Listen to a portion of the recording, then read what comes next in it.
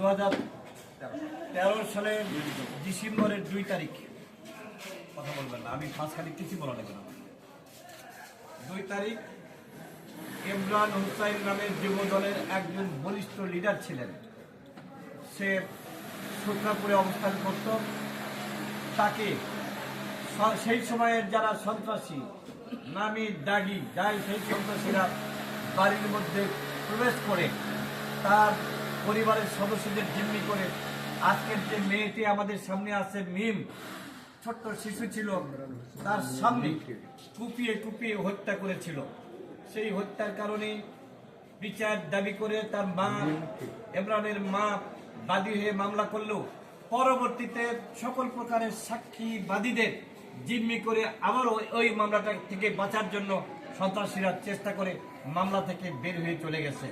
আজকে দাবি উঠেছে তার পরিবারের পক্ষ থেকে ওই মামলাটি কেমন যেভাবেই হোক আবারও রিওপেন করে যারা প্রকৃত দোষী তাদের বিরুদ্ধে শাস্তি দেওয়া যায় কিনা, আজকে সেই দাবিতে তারা আজকে আমাদের সামনে এসেছে।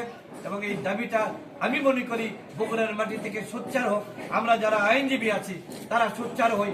বিগত সময়ে অন্যায় বিচার ফ্যাসিস্ট সরকারের শাসনের নির্দেশে, সরকারের নির্দেশে বিচার বিভাগ কর্তৃক যে ধরনের অনিয়ম অন্যায় হয়েছে তার মধ্যে এটি একটি অন্যতম অন্যায়, অবিচার।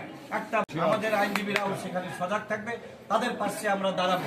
আজকে দেশপ্রেমিক বাংলাদেশি পরিষদ এই সংগঠন থেকে ওই পরিবারকে যাতে সুষ্ঠুভাবে চলতে পারে, নিজেরা নিজেদের পায়ে দাঁড়াতে পারে, তারেক রহমানের সেই মহাপরিকল্পনারই একটা অংশ আমি মনে করি যে আমাদের যে যুব সমাজ যারা শিক্ষিত একসঙ্গে একযোগে তার হাতে আমরা জায়গা দিতে চাই।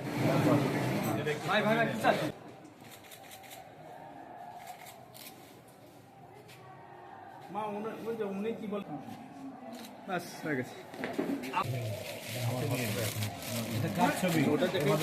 সাংবাদিকদের মাধ্যমে আমরা জানিয়ে দিচ্ছি এই মেয়েটি যেন সঠিক ন্যায় বিচার পায়। এই ন্যায় বিচারের জন্য যদি আমাদের সহস্রাধিক কমিটির সদস্যদেরকে, প্রবাসী কমিটি, সারা দেশের জেলা কমিটি, সব জায়গায় একইভাবে আমরা এই দাবি নিয়ে সোচ্চার হয়ে যাব। বগুড়ার ভাবে সম্পূর্ণ না হওয়া পর্যন্ত আমাদের প্রচেষ্টা অব্যাহত থাকবে ইনশাআল্লাহ।